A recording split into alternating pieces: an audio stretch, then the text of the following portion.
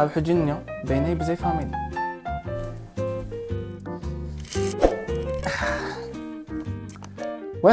ዌልከም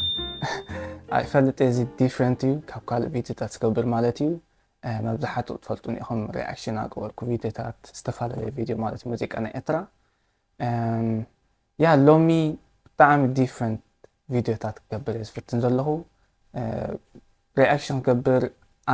ኣነ ንእሽተየስ ናይ ኤርትራ ይመሃር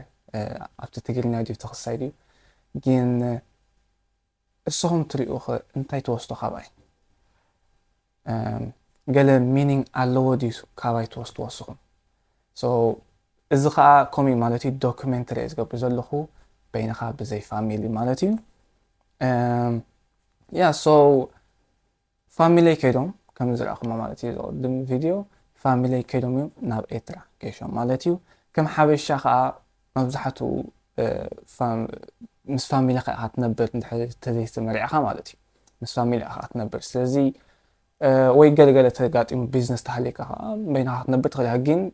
ከም ሓበሻ ኩላና ምስ ፋሚሊና ንነብር ማለት እዩ ኣዴኻ ከመግቢ ትገብረልካ ኩሉሲ መብዛሕትኡስ እቲ ማናጅመንት ናይ ገዛ ገለመለስ ኣዴኻ ወይ ፋሚሊ ካቦኻ ኣዴኻ ማለት እዩ ስለዚ በይንኻ ክትነብር ከመይ እዩ ኣነ ፋልማይ ግዜ ብዘይ ፋሚሊ ማለት እዩ ፋሚሊ ሓደ ወርሒ ገሾም ኣለዉ ኣነ ከዓ በይነይ ኣብዛ ገዛ ማለት እዩ ስለዚ ኣይፈልጦን ከመይ እዩ እቲ ሪያሊቲ ክንከይድ ሕጂ እዛ ገዛ እዚኣ መግቢ ይሰርሐ ገለመለ ማለት እዩ እዛ ቪድዮ እዚኣ ከዓ ኮሚታት እያ ትኸውን ናተይ ዴይሊ ላይፍ ማለት እዩ ከመይ ጌርካ ምስ ፋሚሊ ከመይ ጌርካ ዘይኮነሲ ከመይ እቲ ህይወት ከመይ እቲ መቕረት ማለት እዩ ምስ ብዘይ ፋሚሊኻ ማለት እዩ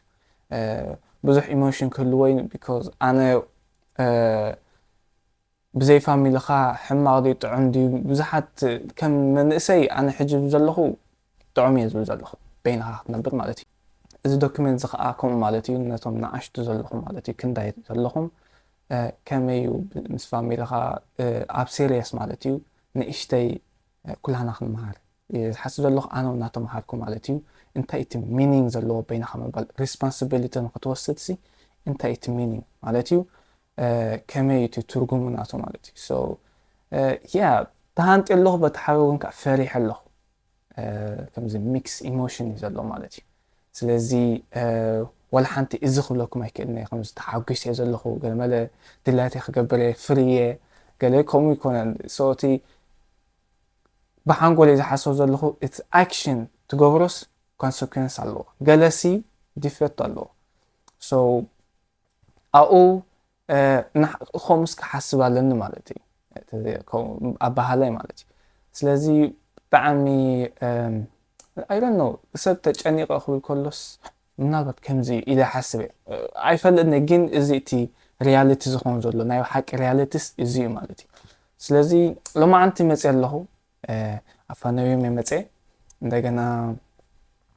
ዝገብሮ ጠፊእኒ እዛ ገዛ ፅሙዋ ኮይና ኣረን እንታይ ገበረ ምናልባት ፊልም ክሪአ ገለመለ ግን ምሳይ ኢኹም ኩሉ ግዜ ማለት እዩ እዚኣ ከዓ ፈርስት ኤፒሶድ እያ ማለት እዩ ናይዛ ዶክመንተሪ እዚኣ ብዘይ ፋሚሊ ሶ ኣይ ሆፕ ኩልኹም ደስ ኢላትኩም ዝመፅ ዘሎስ ኤፒሶድ ከዓ ክትሪኡ ደስ ዝብለኒ ማለት እዩ ሶ ያ ናተይ ዴይሊ ላይፍ እዚኣ and